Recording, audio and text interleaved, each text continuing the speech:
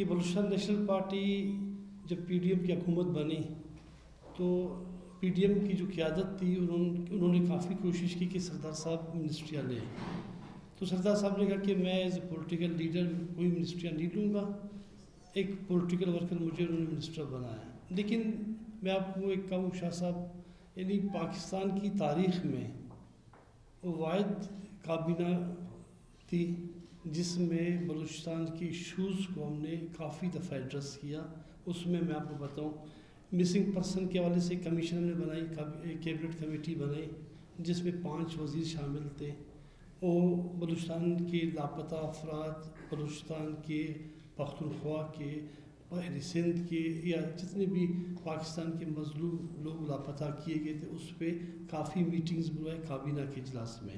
جس طرح بگٹی صاحب نے کہا کہ جی ریکارڈنگ کے حوالے سے میں اور مولانا واسع صاحب ہم لوگوں کا ایک ہی موقف تھا، جس میں پرائم منسٹر صاحب بیٹھے ہوئے تھے، آپ کی عسکری قیادت بھی بیٹھے تھے.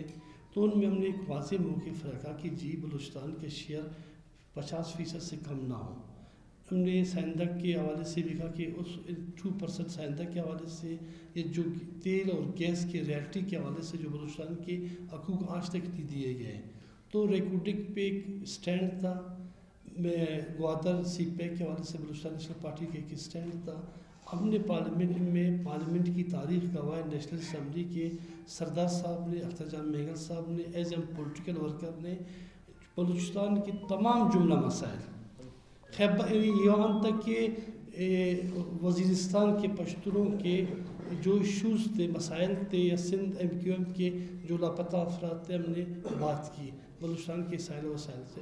وہاں پہ ہم اگر ایز اے وزیر بیٹھے تھے، ایسا لگتا تھا کہ ہم اپوزیشن میں بیٹھے ہیں. پولیٹیکل ہم نے اپنا کردار ادا کرتے رہے.